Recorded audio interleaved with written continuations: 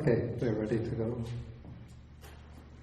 Start with the salutation to the Buddha.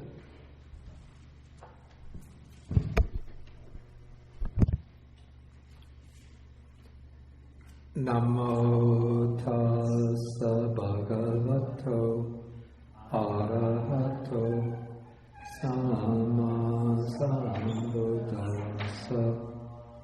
Namo tassa bhagavato arahato samma sambuddhassa. Namo tassa bhagavato arahato samma sambuddhassa.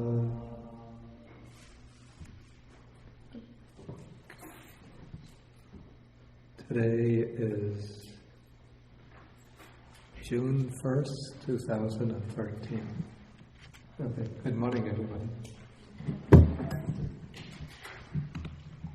Well, we're in June already. It seems like 3 weeks ago we were ending up the December section, and now already it's June.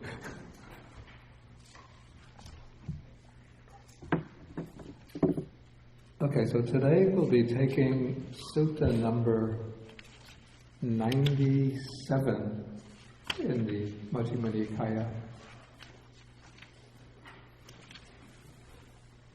And then this is going to be, I'm going to use this sutta as a kind of takeoff point for looking at a number of other suttas in the Majjhima Nikāya which deal with the set of qualities that are grouped together, sometimes called the Four Immeasurables, Se Wu Liang Xin, and also sometimes called the Four Brahma-viharas, Se Fan Ju.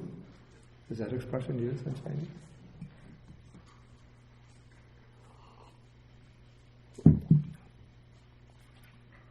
Is that the expression that's used in Chinese? Se Fan Ju.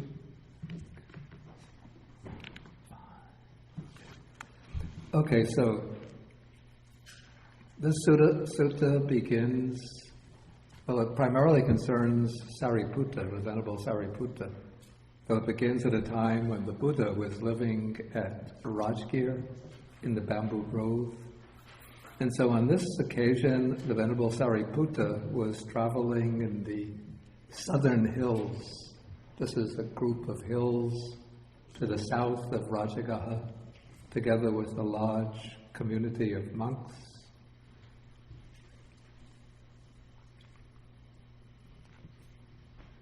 Okay, then a certain monk who had spent the rainy season at Rajagaha came to Venerable Sariputta, exchanged greetings with him, and then the Venerable Sariputta asked him, is the Blessed One, the Buddha, well and strong? So he says, the Buddha is well and strong. Is the Sangha of monks well and strong? This monk says, the Sangha of monks is also well and strong. Then Sariputta says, there is a Brahmin named Dhananjani living at the Tandupala gate. Is that Brahmin Dhananjali well and strong? And this monk then says, the Brahmin Dhananjali too is well and strong. Now, it's said that before Sariputta was ordained as a Buddhist monk, he had been a friend of this Brahmin named Dhananjani. So that's why he's concerned about his well-being. Okay, so then Sariputta asks, is he diligent or heedful friend? Which means, is he leading an upright life, a virtuous life? So then this monk says, how could he be diligent? Or in other words, he's saying, he's certainly not a diligent friend. He plundered. This sounds just like it came out of a news report, last week or so. he plunders Brahmin householders in the name of the king, and he plunders the king in the name of the Brahmin householders. This mayor is robbing the treasury in the name of the federal government, or he's robbing the local treasury in the name of the federal government, and he's stealing from the federal government in the name of the local government. Okay, his wife, who is faithful, that is, who had been a devout Buddhist and came from a clan with faith, has died, and he has taken another wife, a woman without faith, who comes from a clan without faith. It seems to be implying that they have faith in the Buddha and the Buddha's teaching. So perhaps more generally, it just means that his previous wife was devoted to Dharma in the quite broad general sense of the shared Indian Dhamma, belief in the value of generosity, observing sila or the moral precepts, having devotion to the renunciants and supporting renunciants. Okay, so this is a report about Sariputta's old friend. And so when Sariputta hears this, he's somewhat disturbed by this news. And he says that this is bad news that we hear about the Brahmin Dhananjani. Perhaps sometime in the near future, I might have a chance to meet him and have a little discussion with him in order to give him some advice or an admonition in order to re-establish him in the virtuous practices. Okay, so then Sariputta spends some time in the southern hills, and then gradually he goes on a tour in the direction of Rajagaha. And so eventually he arrives at Rajagaha, and then, now coming over to paragraph 4, one day, taking his bowl and his extra robe, he goes into Rajagaha for alms. And then he approaches the Brahmin Dhananjani, who has been milking the cows. And when Sariputta comes to him, Dhananjani, the Brahmin, offers him some fresh milk, asking him to drink some of this fresh milk until it is time for the meal. But Sariputta refuses this and then says, I have finished my meal for today, and I shall be dwelling at the root of a tree, and you may come there. It's a little bit strange that Sariputta doesn't just immediately begin a conversation with the Brahmin Dhananjani. Could there be some reason why he doesn't begin immediately by admonishing the Brahmin, but tells him, I'll be staying at the foot of that tree. You can come there whenever you want.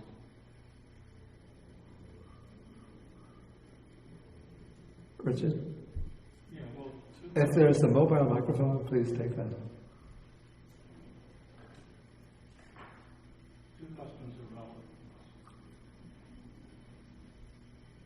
So it seems to be on that. Two customs are relevant.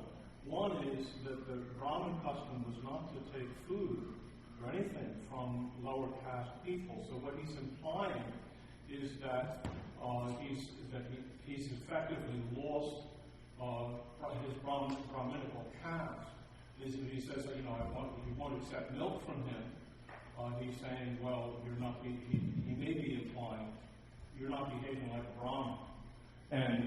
And secondly, when he's saying, you can come visit me, that's implying generally that he is superior to Dhananjani, because normally supplicants and constituents and so on go to do darshan at the houses of their superiors. It's customary, say in India and in Nepal, for people to appear at the houses of important persons, to ask for favors, to ask if there's something they can do for them, and so on, or in the morning. And the person who goes to the other person's house is normally of lower status than the person who receives the visit.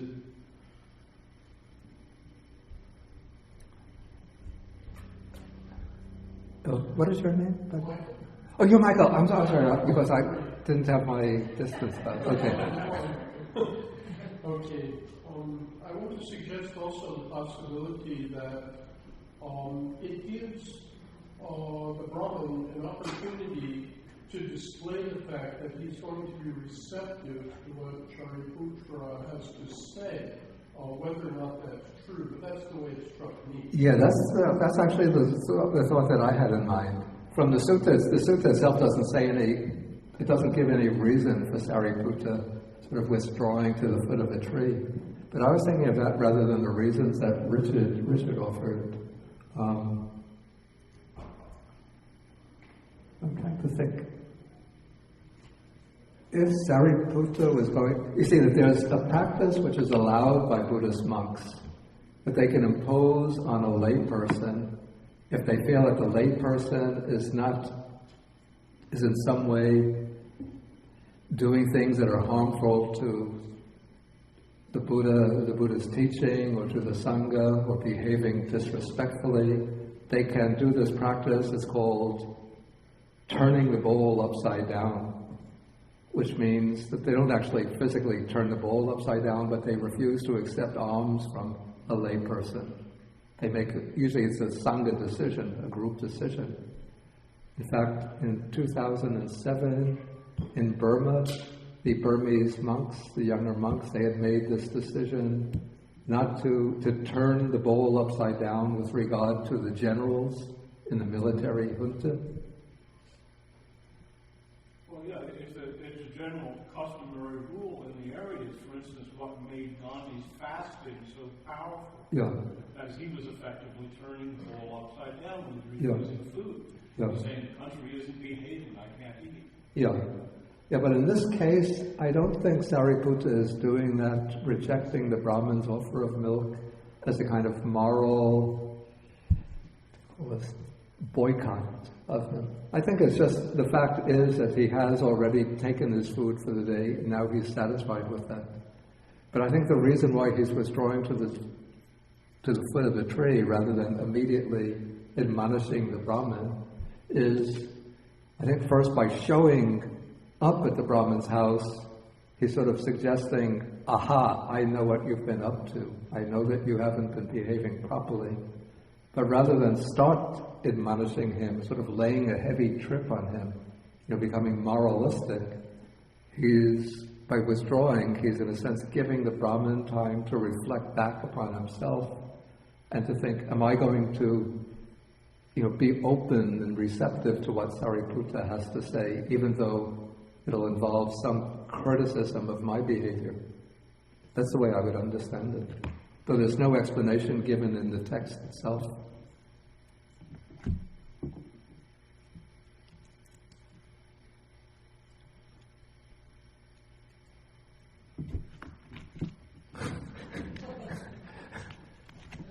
When I was a kid, my sister had started to wear glasses, and we used to tease her.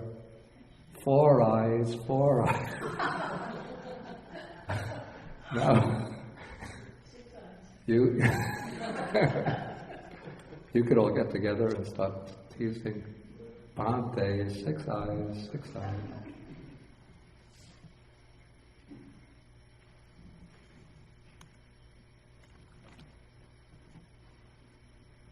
Okay, so the Brahmin, after he eats his breakfast, then he goes to the venerable Sariputta to exchange typical courtesies. Then Sariputta asks him, it's a kind of loaded question. He says, are you diligent, Dhananjani? And then the Brahmin answers, just like any small town or even big time politician today, who says, how can we be diligent, Sariputta, when we have to support our parents, our wife and kids, and our slaves, servants and workers, when we have to do our duty towards our friends and companions, kinsmen and relatives, towards guests, departed ancestors, the deities, the king, and when this body, or I myself, must also be refreshed and nourished. Okay, then Sariputta is going to give the Brahmin a quite stern, but a very simple and direct argument against his attempt to justify his misbehavior. So he says, suppose someone here were to behave contrary to the Dharma, to behave unrighteously for the sake of his parents. Okay, then because of such behavior, when he dies, and he gets reborn in hell, and then the wardens of hell drag him off to hell. Okay, and then he comes before, this is in the typical picture of what happens, sort of metaphorically, after one dies, one comes before Yama, the god Yama, who is considered the protective deity of hell. Or actually, he is the deity of the dead, who questions the judge of the dead, who doesn't pass judgment on the dead, but asks them about their own behavior.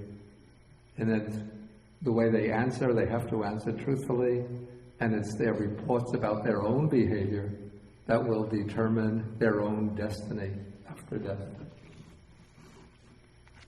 So in this case, we can imagine that this person is dragged off and comes before Yama. And so when Yama asks him, why did you misbehave? Why did you violate the basic precepts? So he says, it was because of my parents, because I want to look after my parents, that I behaved contrary to the Dhamma, contrary to the basic moral law. And so then he says, please don't let the wardens of hell drag me off to hell. Or would his parents, if his parents were brought onto the scene as witnesses, suppose the parents were to say, please don't drag him off to hell, because it's for our sake that he behaved immorally or unrighteously. So would this be possible? And then the Brahmin says, no, Sariputta, even while he was crying out, the wardens of hell would still fling him into hell. So in other words, how would we justify or sort of explain the point of this very briefly, very concisely? You're putting it in a kind of generalization, making a generalization out of it.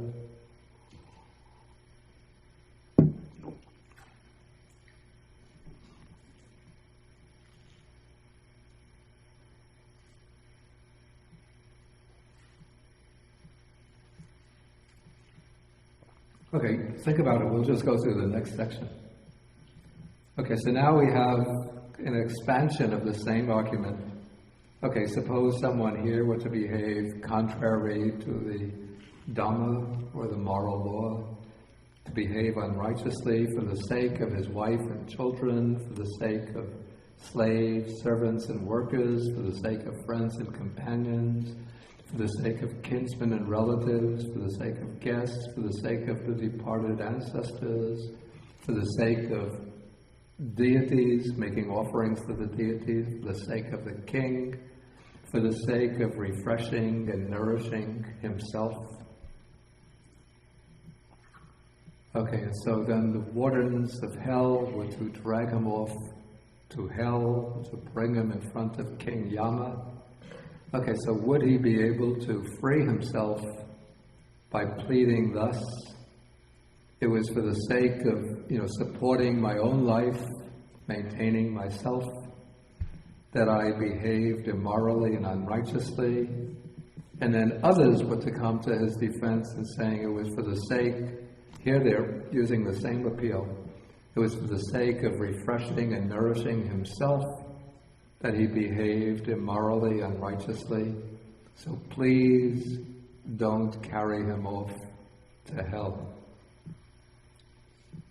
Then the Brahmin answers, no, Sariputta, even while he was crying out, the wardens of hell would fling him into hell.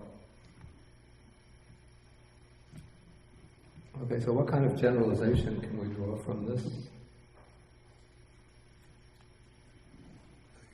Claudia? Claudia, okay. That good intentions don't outweigh bad action.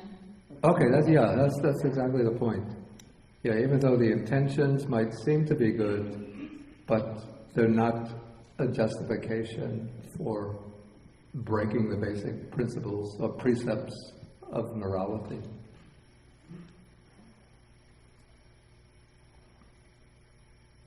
Of course, sometimes there can be conflicts of moral obligations.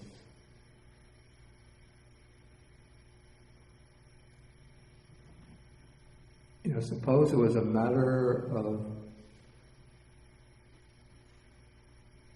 I think probably most of you or many of you have read Les Miserables, the novel by Victor Hugo, or at least seen the play or the movie, or the basic story. Jean Valjean, who is the hero of the novel. This is a time when there's great poverty in France, and his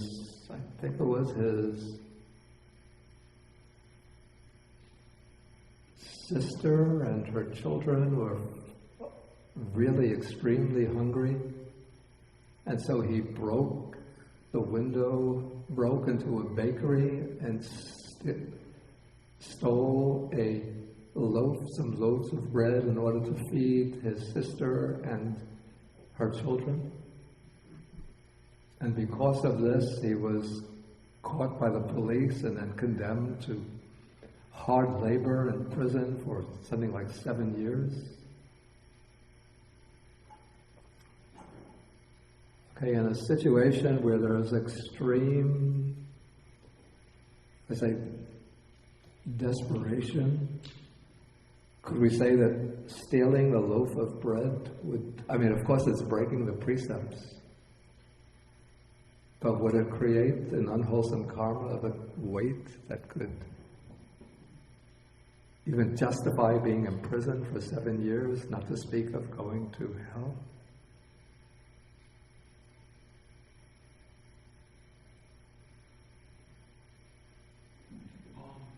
Okay. What about allowing your family to starve to death rather than taking a loaf of bread? Would that get you to hell? I would say, in this case, allowing the family to starve to death rather than making that decision to break a precept would be, in my opinion, we won't speak about rebirth in hell, but it would be a heavier moral transgression than breaking the precept in order to... Right. Well, isn't that, without the metaphor of hell, isn't that the relevant answer?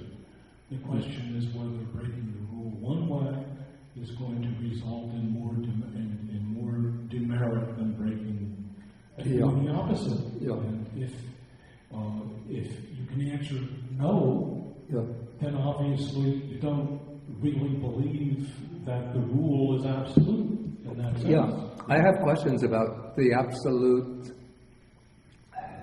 idea of absolutely obligatory, absolutely binding moral principles. I think moral principles have to be considered in the light of context and situations.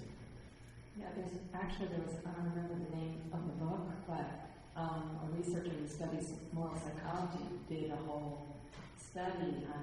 I think one of the first examples he used was with somebody whose wife needed medication, didn't have access to the medication, and he broke into a pharmacy.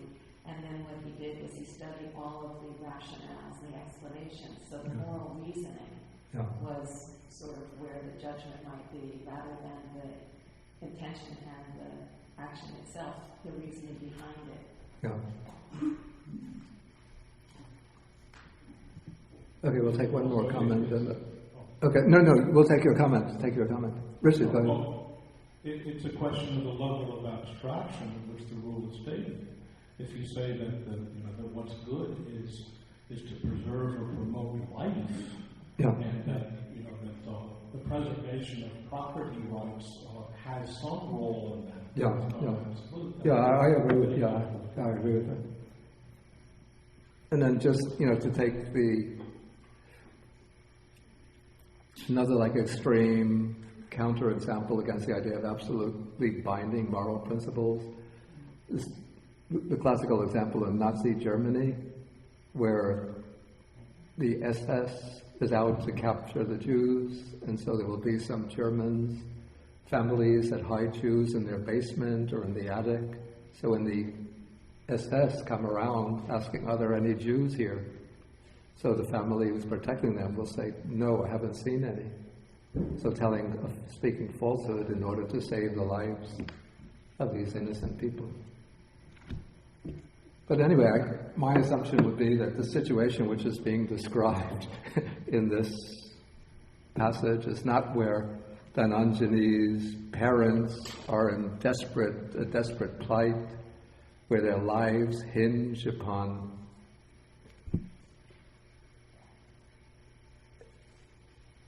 where their lives are dependent upon him breaking the precept in order to get some wealth to give to them. Or rather, we could imagine that he is maybe building a nice, comfortable mansion for them, or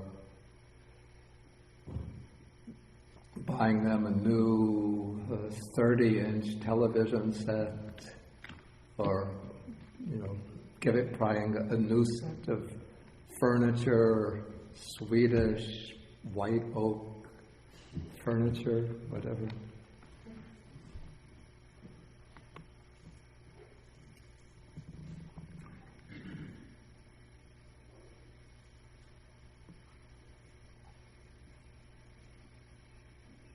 Okay, now also I think maybe also the descriptive terms here, contrary to the Dhamma behaving unrighteously, it's not saying anything actually about observing specific precepts, but what is the conduct that accords with Dhamma or with righteousness. Okay, so the Buddha continues his questions. He says, Sariputta continues the questions. He says, who is better, one who for the sake of his parents behaves contrary to the Dhamma, behaves unrighteously, or one who for the sake of his parents behaves according to the Dhamma, behaves righteously? Okay, so Dhananjani replies, one who for the sake of his parents behaves contrary to the Dhamma and so on is worse. The one who for the sake of his parents behaves in accordance with the Dhamma is better. Okay, so then Sariputta tells him that there are other kinds of work profitable and in accordance with the Dhamma, by means of which one can support one's parents and at the same time both avoid doing evil and practice merit. So I think this is the key passage which resolves that apparent moral dilemma. So what Dhananjani has probably been doing is maybe siphoning off wealth over which he has stewardship in order to give it to his parents, or exploiting others, maybe not paying his workers in order to take the wealth and give it to his parents. And so he's violating basic moral precepts in order to support his parents, but at the same time, as Sariputta points out, that there are other kinds of work that he could do. So he's not in a situation where Either he behaves dishonestly, or his parents have to suffer in misery. But he can do some other kind of work which is honest, upright, virtuous, earn enough to support his parents, and by doing this kind of righteous work, he'll be avoiding evil and practicing merit. Practicing merit both by observing right livelihood and then acquiring righteous wealth in order to do other deeds of merit. Okay, so then Sariputta follows through the same questionnaire with regard to the other people who are in some way dependent upon Dhananjani, his wife and children and so forth, right down to supporting himself, his own body. And so, the end of paragraph 25, Sariputta sums it up and says there are other kinds of work profitable in accordance with the Dharma, by means of which one can support yourself, refresh and nourish your own body, and at the same time both avoid doing evil and practicing merit. Okay, so then when Sariputta had given this advice, this admonition to the Brahmin Dhananjani, the Brahmin left him, and then after some time Sariputta must have gotten up and returned to the monastery in Rajagaha, the Bamboo Grove Monastery.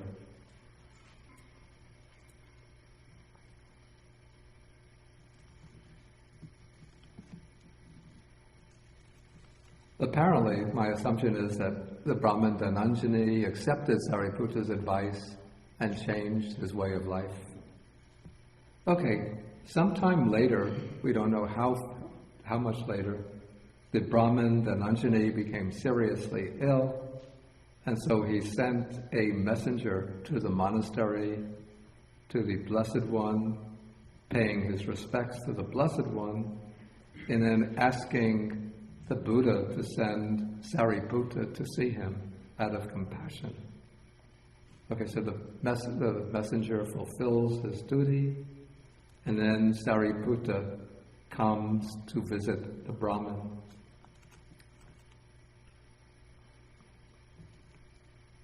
Apparently the Brahmin is probably lying on a bed, which it turns out is going to be his deathbed. Okay, so Sariputta comes to the Brahmin, exchanges pleasantries with him, then asks the Brahmin whether he's getting better, and the Brahmin in section 29 says, "I'm not getting better, I'm not comfortable, my painful feelings are increasing." And then he uses a number of stock similes we find elsewhere in the suttas to describe his pain. It says as if a strong man was splitting open his head with a sharp sword, as if a strong man had tied a headband around his head and pulled with tough leather strap and pulling on that strap, or as if a skilled butcher had carved up the belly of an ox with a sharp knife. Okay, so this is like the pain that the Brahmin is experiencing. And so Sariputta must realize at this point that the Brahmin is soon going to pass away. And so now he wants to direct the Brahmin's mind to a suitable realm of rebirth. And so he uses a kind of questionnaire. I'm in paragraph 30 now. He asks the Brahmin, "What is better, hell or the animal realm?" The Brahmin says, "The animal realm." "Which is better, the animal realm or the realm of the pretas, the spirits?" So the realm of the pretas is better. "Which is better, the realm of the pretas or the human realm?"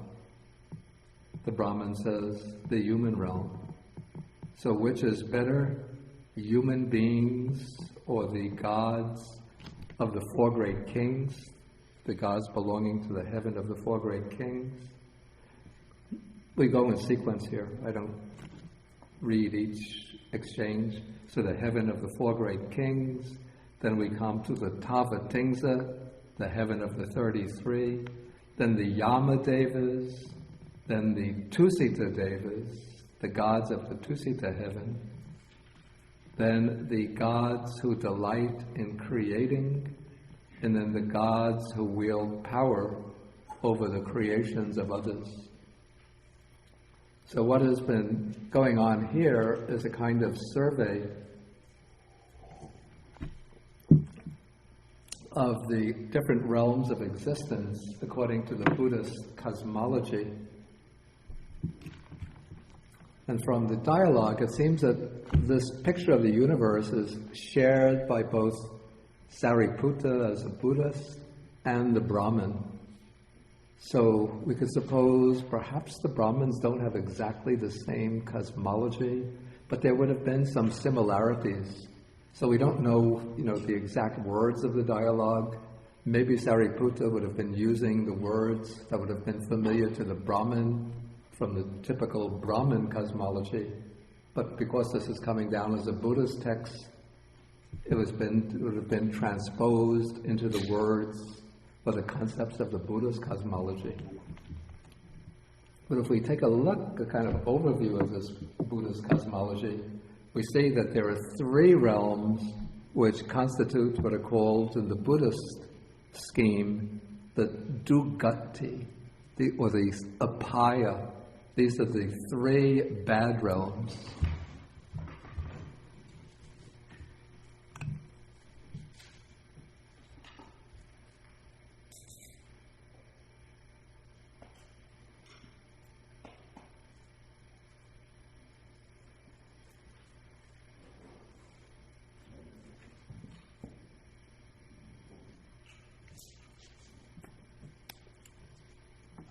Apaya, I usually translate as the plane of misery, and dukkati as the bad destinations.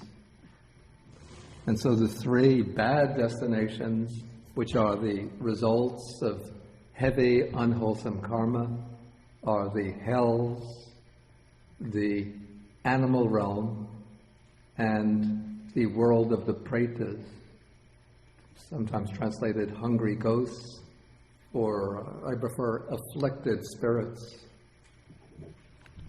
These are beings who they're somewhat in proximity to the human world, though invisible to us, and they suffer various kinds of affliction, not as severe, nowhere nearly as severe as in the hells, but they often depicted as undergoing strong hunger and thirst, which they can't satisfy. So those are the three bad destinations. Then we come to the Sukati, which are the good destinations.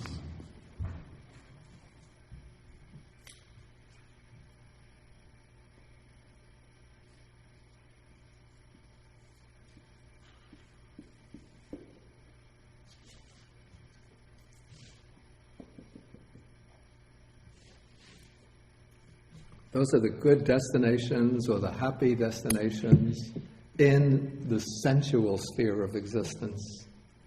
And we have 7 of these realms.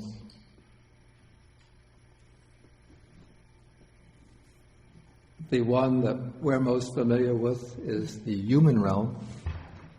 Most familiar with the one that we live in ourselves is the human realm. But then in Buddhist cosmology, there are 6 heavenly realms depicted as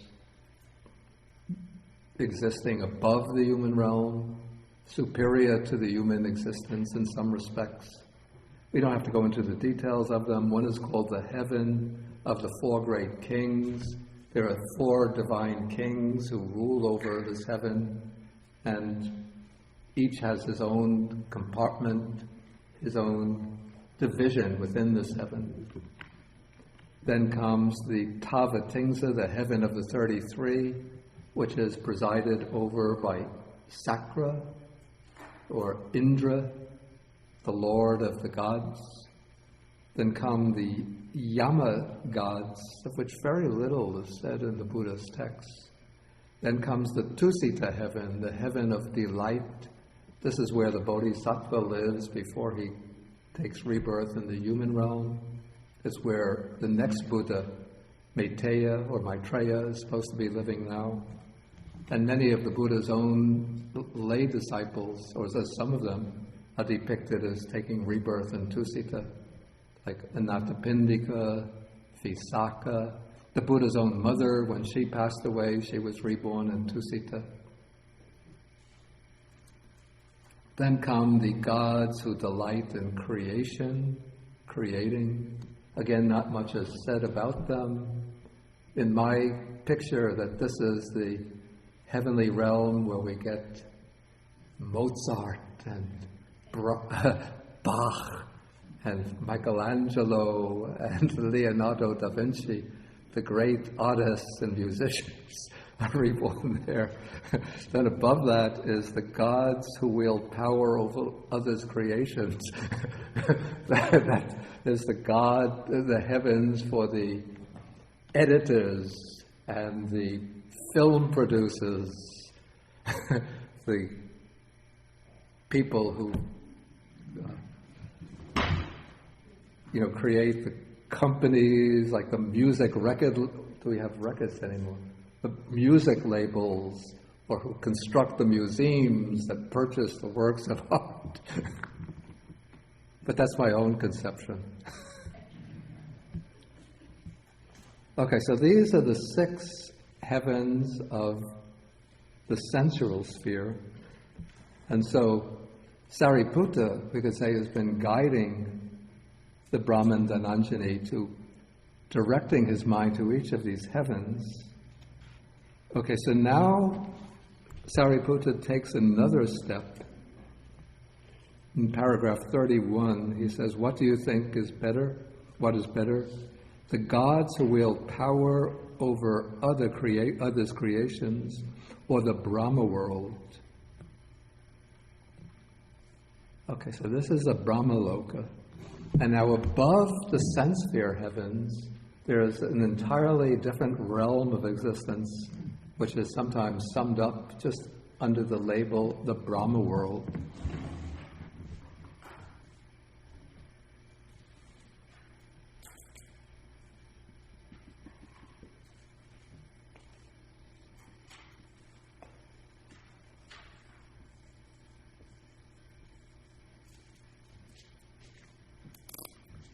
Now, the 7 good destinations of the sense sphere, those are the fruits or results of good, wholesome karma of an ordinary kind. Some of it is extraordinary, but the kind of karma which is created by generosity, observing precepts, maybe the lower stages of meditation. But when one develops the meditation to higher or superior levels of deep samadhi, that creates a kind of affinity of the mind with the realm of existence beyond the sensuous sphere. It creates the karmic formation that leads to rebirth into the Brahma-world. And so now Sariputta has directed the mind of Dhananjani to the Brahma-world. Okay, and so when Sariputta mentions the Brahma-world, then the Brahmin becomes delighted, because this was the aspiration of the Brahmins, the way they're depicted in the Buddhist texts. Their ideal, their aim, is to be reborn in the Brahma-world and to come into the company to live in communion with the Lord of the Brahma-world, who is called Mahabrahma, the great deity, almost like the God of Christianity.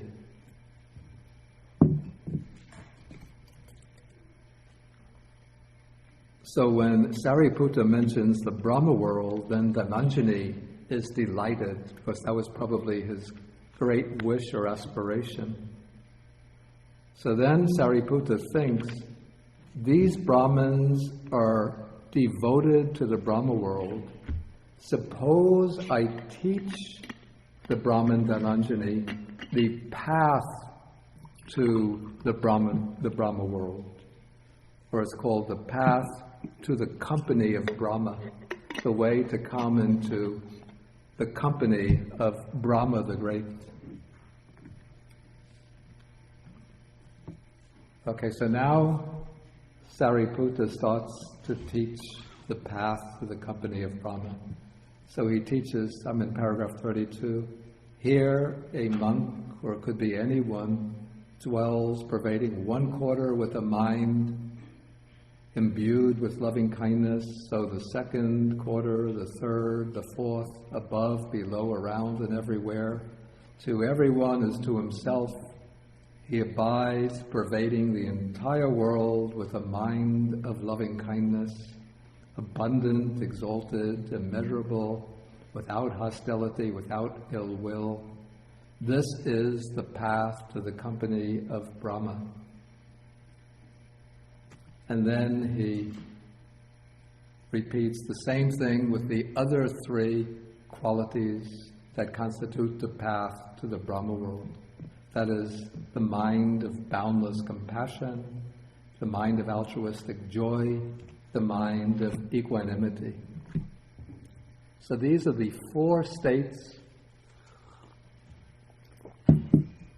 Most often they're grouped together and they're called sometimes the four immeasurables, the four upamanya.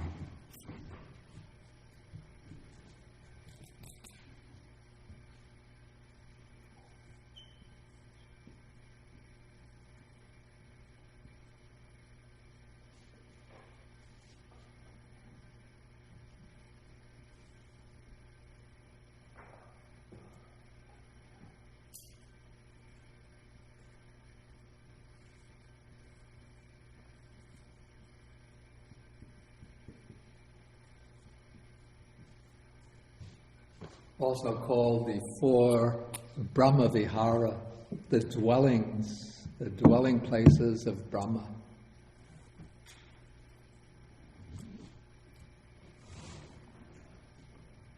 And so these four qualities, they seem to be somewhat similar, but usually we make a distinct, or at least some of them seem to be similar, but we make a subtle distinction, or there are subtle differences between them.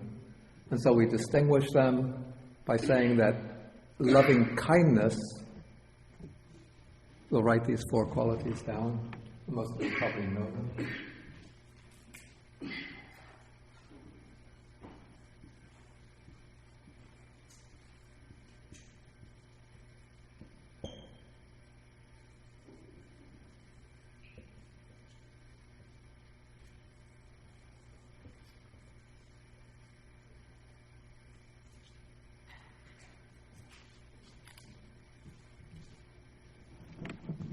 Metta, or loving kindness, its distinguishing feature is the wish for the welfare and happiness of all beings, oneself and others. So that is its characteristic. And so metta, of the four, metta is usually developed first because this loving kindness is the basis for the others. It's through developing this loving kindness, this feeling of empathy with others, sharing with others their wish for their own well-being and happiness, that one can develop the other Brahma-viharas. And so then karuna, or compassion, has the quality of feeling the suffering of others as one's own and wishing to eliminate or alleviate the suffering of others. So when one has true love and a feeling of kindness for others, then when one sees others undergoing suffering, then one wants them to be free from suffering, and one generates the wish for them to be free from suffering. Then mudita, altruistic joy, the word mudita originally simply meant joy, but it takes on a more specialized meaning in this context. The meaning of, I translated altruistic joy. This means rejoicing in the success, the good fortune of others, or rejoicing in the virtues and good qualities of others.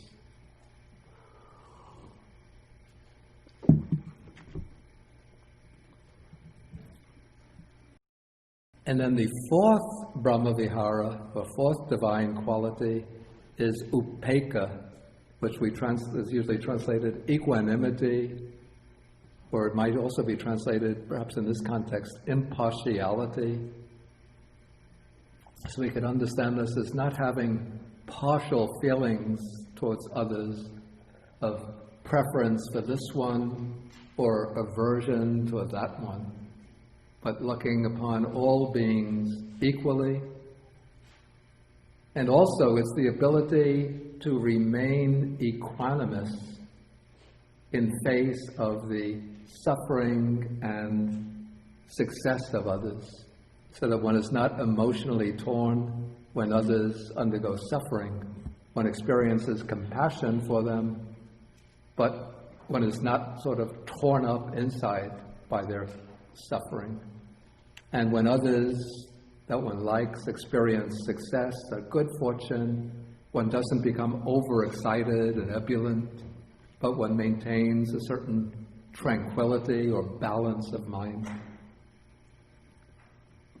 Okay, now these are, four excellent, exalted qualities, but in the Buddha's teaching, on their own, we can see they are not sufficient for liberation, for enlightenment, but on their own, sort of their own dynamic, leads to rebirth in the Brahma-world, beyond the sense-sphere heavens, into the realm of the sublime deities, the Brahma deities. And so since in this sutta, the Brahmin Dhananjani was delighted when he heard the word the Brahma-world, so Sariputta, recognizing this, taught him the path to rebirth in the Brahma-world. And so Sariputta leads him, through the four Brahma-viharas.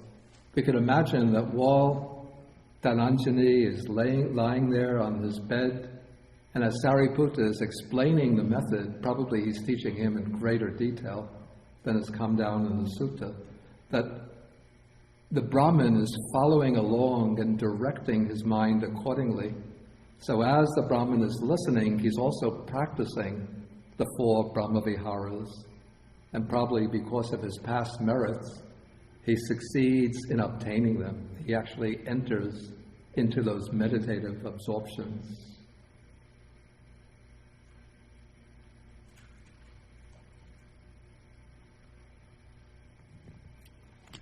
Okay, when Sariputta finishes this discourse on the four Brahma-viharas, then he says, then the Brahmin Dhananjani says to Sariputta, he says, please, Master Sariputta, when you go back to the monastery, pay homage in my name with your head at the Buddha's feet, and tell him that the Brahmin Dhananjani is afflicted, suffering, and gravely ill.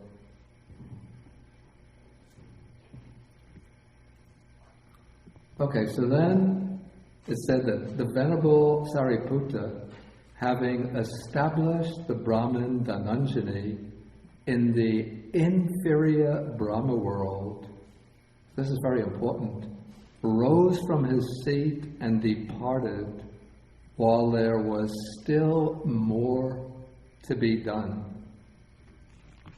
Okay, when the text says that Sariputta established the Brahmin Dhananjani in the inferior Brahma-world, the first implication of this is that through his instructions, Sariputta was able to guide the Brahmin into the 4 meditative states of the Brahma-viharas, so that the Brahmin, while lying there, was actually able to enter into the 4 meditative absorptions of the Brahma-viharas, which, as I said, those are the karmic causes or the karmic forces that lead to rebirth in the Brahma-world.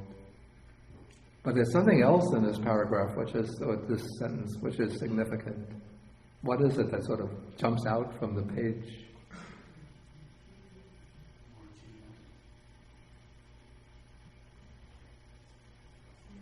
More to be done. Excuse me? There's more to be done. That's the next phrase. But from this phrase itself, let's say from the first part of the sentence.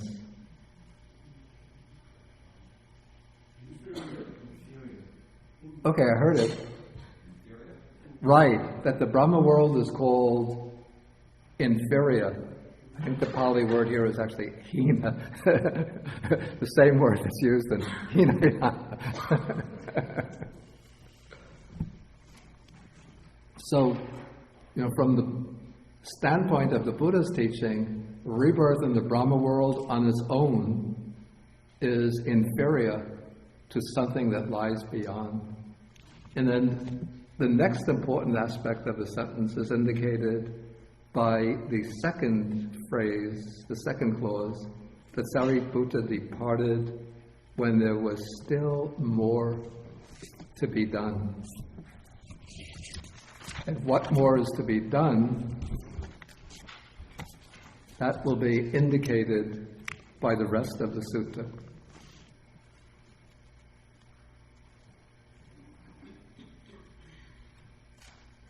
Okay, so soon after the text tells us, soon after the Venerable Sariputta had left, the Brahmin Dhananjani died and he reappeared in the Brahma world. So apparently he had changed his way of life so that he was engaging in meritorious action, and then through Sariputta's guidance, he developed the 4 immeasurables, the 4 Brahma-viharas, and that was sufficient to bring him to rebirth in the Brahma world.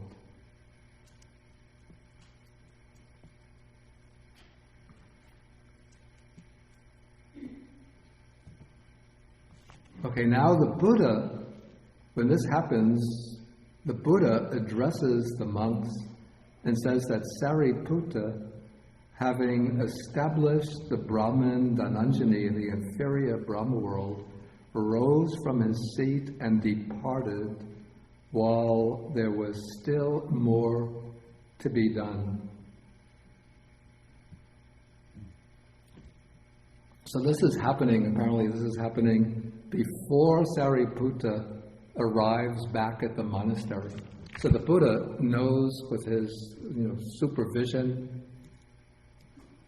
with his superior vision, not supervision in the sense of supervising things, with his superior vision of knowledge, he knows what has taken place. And so he informed, this is quite radical, almost a radical step by the Buddha.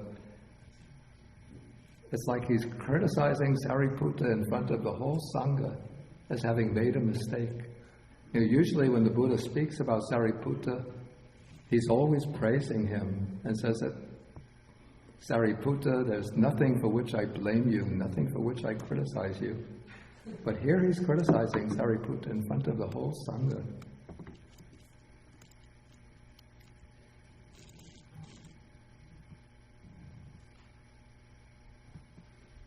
Okay, so now Sariputta arrives back in the presence of the Buddha, and after paying homage to him, he sits down to one side and then he reports to the Buddha that, Venerable Sir, he says, the Brahmin Dhananjani is afflicted, suffering and gravely ill.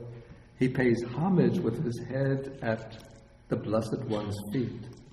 So Sariputta at this point, you could see, from the fact that he's delivering the message in this way, he doesn't know that the Brahmin has passed away.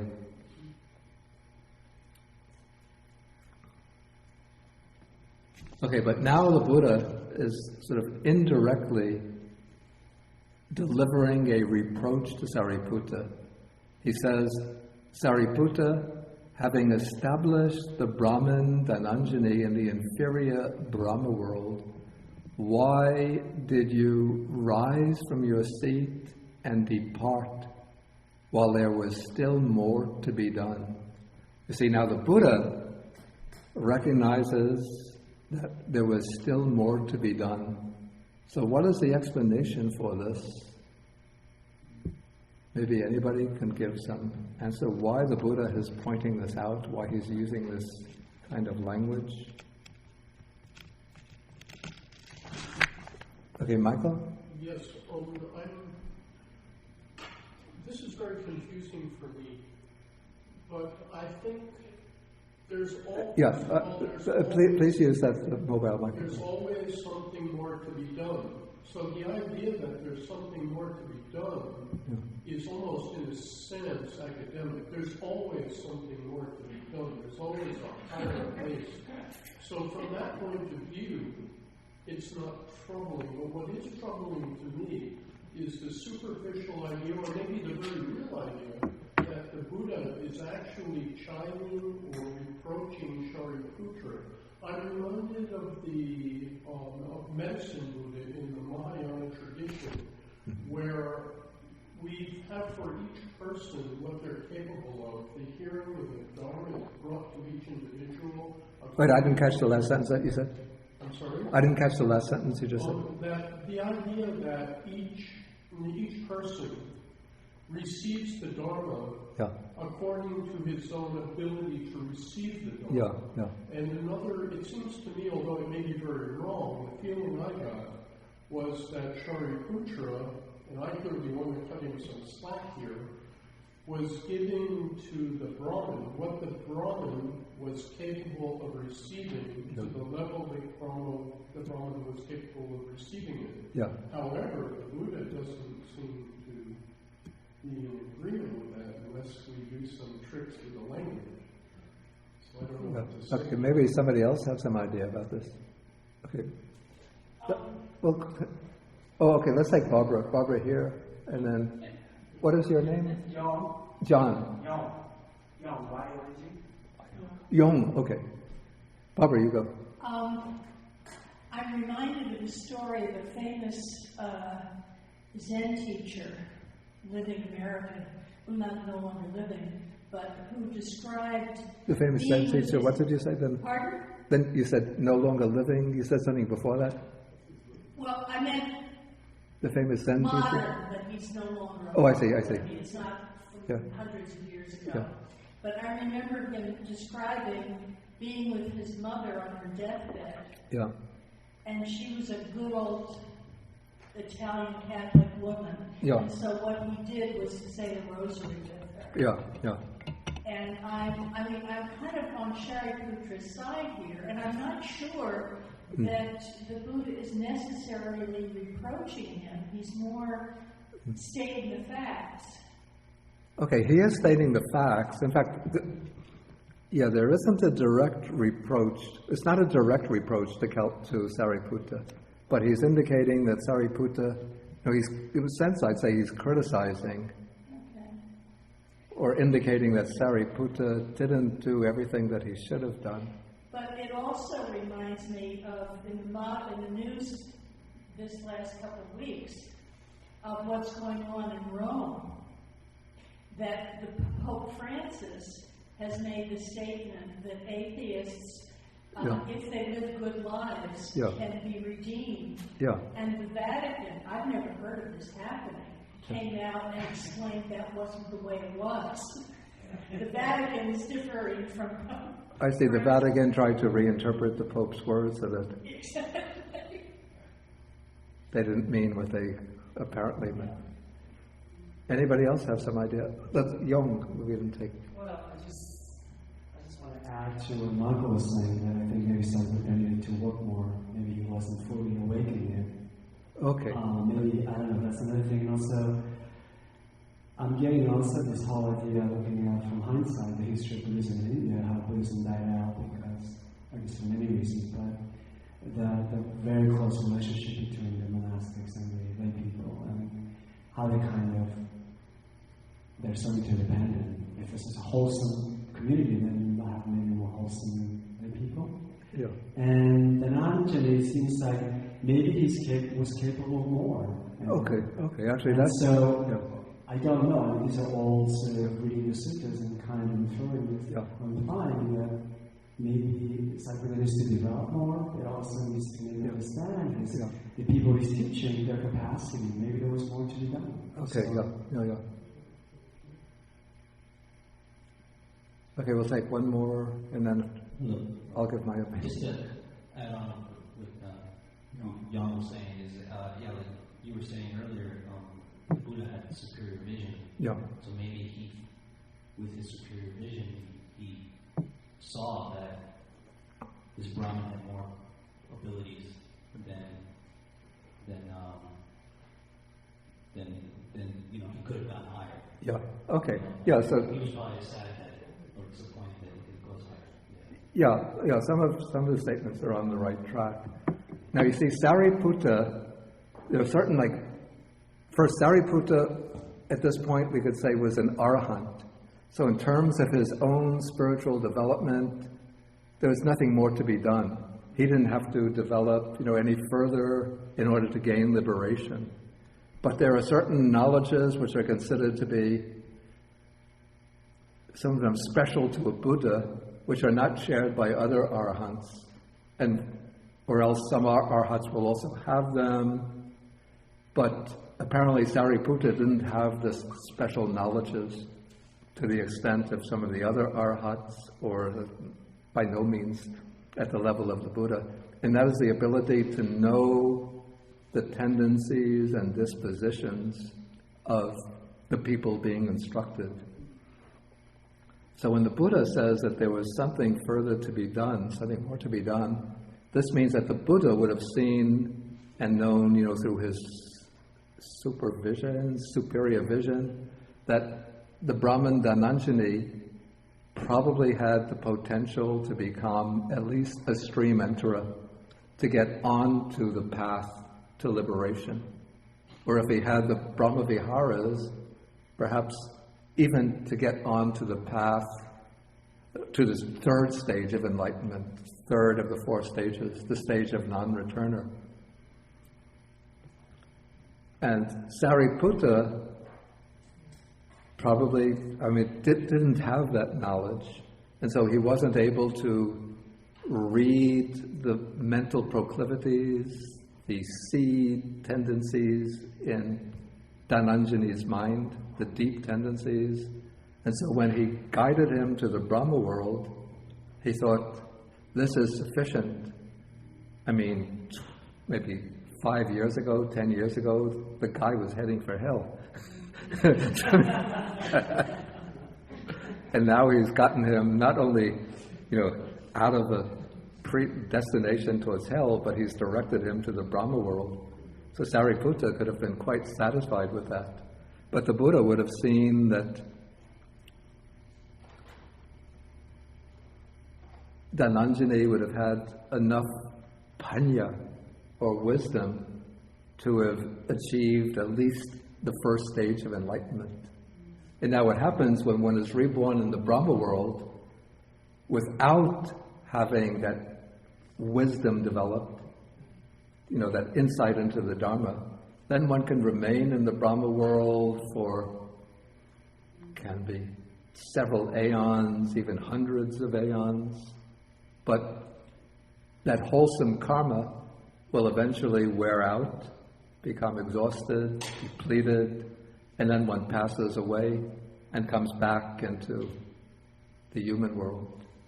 The way I think of it, you're enjoying this bliss and peace of the Brahma world, and one passes away and comes out from the mother's womb with a wah, wah, wah, and then is back kindergarten, first elementary school, high school, all the pain of adolescence, first love, applying for college, student loans, searching for a job, unemployment, getting insurance, all over again. Whereas if one has gained, like even the first stage of enlightenment, then one can be reborn in the Brahma world, but one will go on developing one's wisdom in the Brahma world and then pass into final liberation.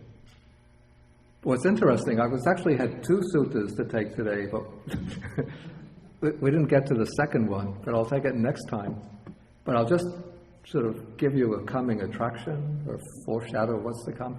This is a sutta, it's number 99 in the Majjhima Nikāya, where the Buddha is teaching a young Brahmin by the name of Subba, who asked he asked the Buddha, do you know the way to the Brahma world?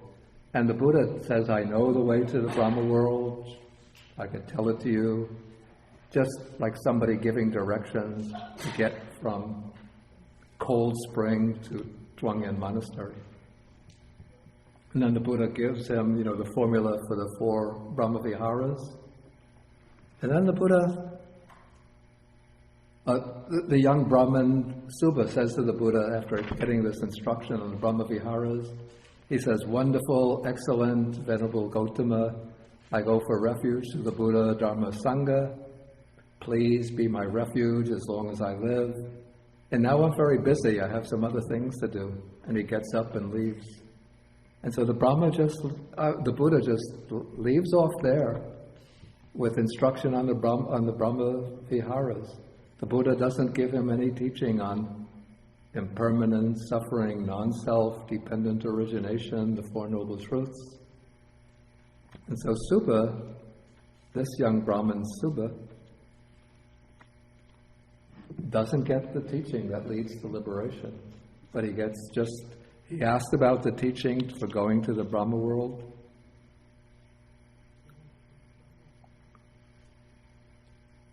And he receives that teaching.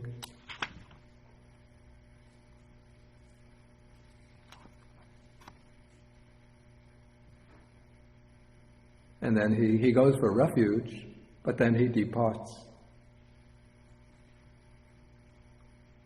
I don't recall any other sutta in which the Buddha meets with this young Brahmin Subba and then gives him, some deeper instructions that will lead him onto the path of enlightenment.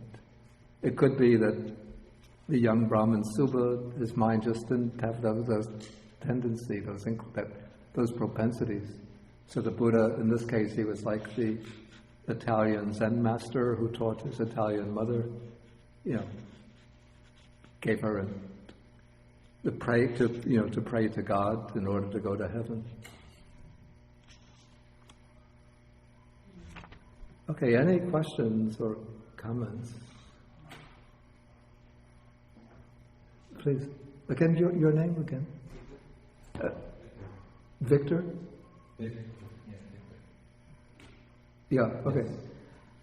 One question is, for us as practitioners, what is the importance of practicing Brahma-vihara meditation? Is it something that... Yeah, my own opinion is that the Brahma-viharas are very, very important.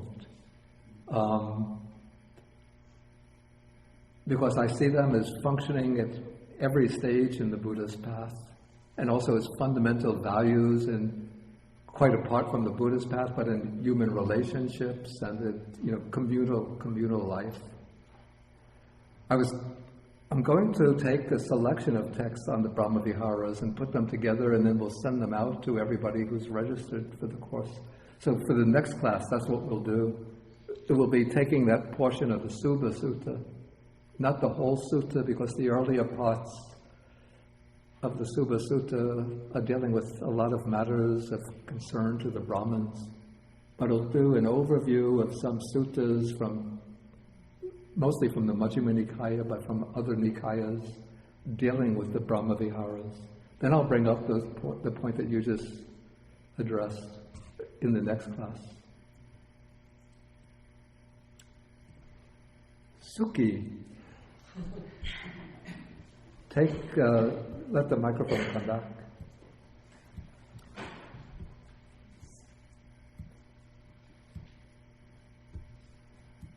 My question is, when a person is in stream network. Yeah. Yeah, it's on. I think it's on. Oh, it wasn't on. When a person is a stream network and goes to Brahma-world, can he practice further at that Brahma-world? Okay. The question is, when a person is a stream enterer and then takes rebirth in the Brahma-loka, can he practice further in the Brahma-loka? Definitely yes. And in the selection of text that I'm going to send out, we'll see that this is the case. From some of the texts, these short suttas in the Anguttara Nikāya affirm that this is what can happen. How far, so that means at the Brahma-loka he can attain enlightenment? Yeah, in the Brahma-loka he can achieve arhatship and then pass directly into nirvana from the Brahma-loka without coming back into the human world.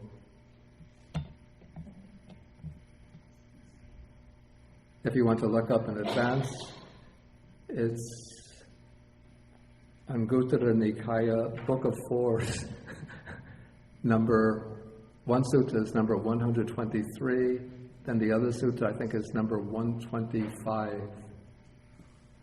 One is concerned with the 4 jhanas, the other with the 4 Brahma-viharas.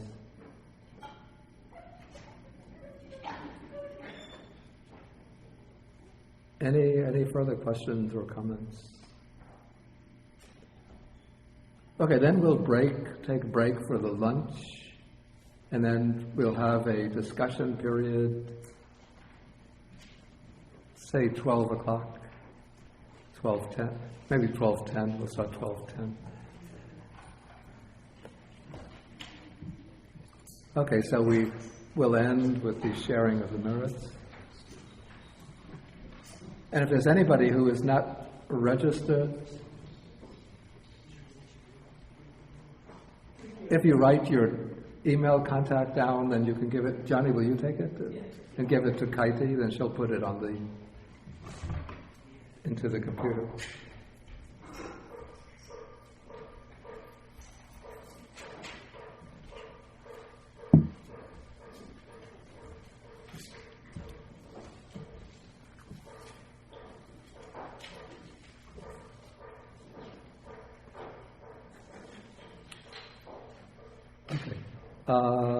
Akasata Chabumata Deva Naga Hetika Punyantang Anumodipa Shirang Rakantu Sasanam Akasata Chabumata Deva Naga Hetika Punyantang Anumodipa Shirang Rakantu Desanam Akasata Chabumata Deva Naga Mahidika Punyantang Anumodipa Chirang Rakantu Mankaram Etavatacham Heyi Sampadang Pun Sampadang Sabe Devanumodantu Sabha Sampati Siddhya Etavatacham Heyi Sampadang Punya Sampadang Sabe Bhutanumodantu Sabha Sampati Siddhya Etavatacham Heyi Sampadang Punya Sampadang Sabe Satanumodantu Sabha Sampati Siddhya Bhavagupadaya Vichihetato Etantare Satakayupapanna Rupya Rupicha Sanya Sanino Dukha Pamuchantu Pusantu Nibbutting.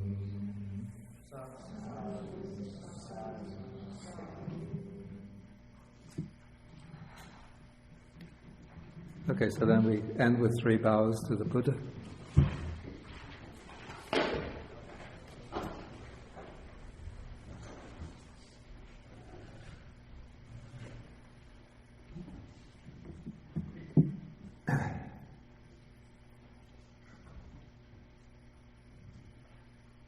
One,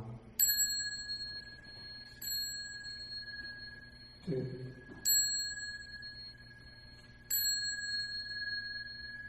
3.